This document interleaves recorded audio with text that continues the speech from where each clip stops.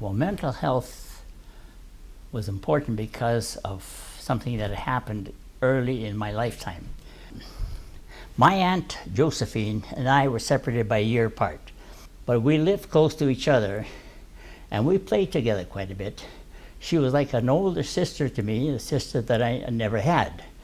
And while we were growing up, she appeared to be normal in every way. I would have never, ever dreamt that even in my adolescent years, when you start to learn a little bit more about depression, that she would have been depressed at any time in any way. And as we went to adulthood, we went our separate ways. She stayed in the farm and married a local boy and raised 3 kids, and I went to university. But we did stay close together and visited back and forth on occasions. In her early 30s was when I first learned that she was suffering from severe depressions. And she went to the local doctors. They weren't able to help.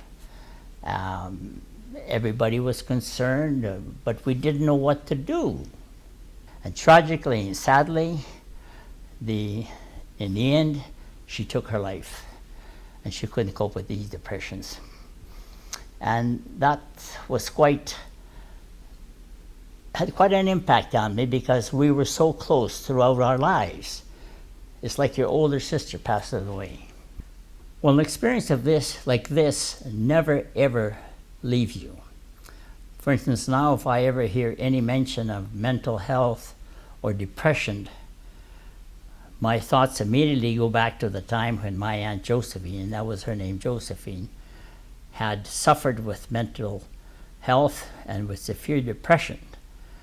And it's something that stays with you for the rest of your life.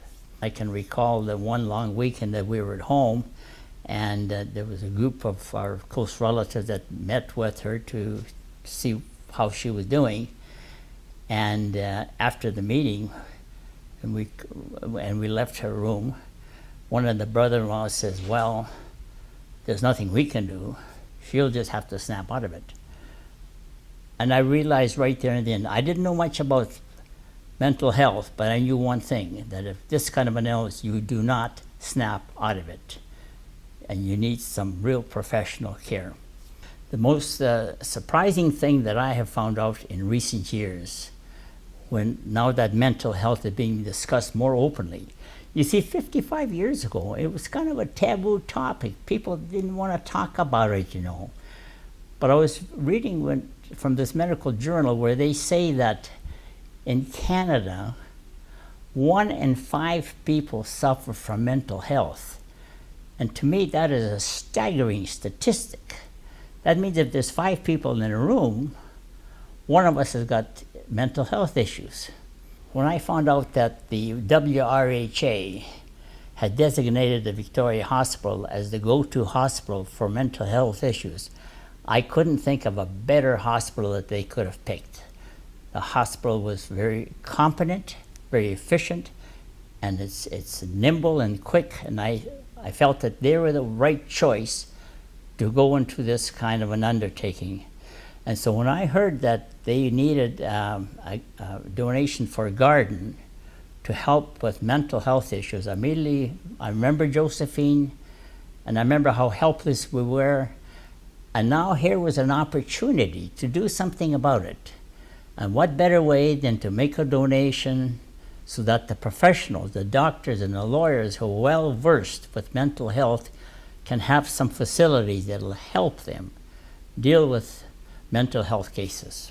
That was the right thing to do. And I say this, that both my wife and I mentioned my wife because she too had experienced some suicides within her side of the family, that we made this donation with joy in our hearts.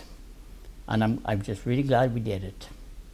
Well, I would say to the folks out there that if you know of anybody that suffers from mental health and depressions, that if you want to be able to help them, that as ordinary people, and I consider myself an ordinary person, I'm not a professional, I can't help. And if you feel the same way, the best way to do this is to make a financial donation to the Victoria Hospital Foundation, And that those funds can be used to build the facilities to help the professionals, the doctors and the nurses who know how to handle these cases. And I would urge you to make a donation if at all you can see fit to do so.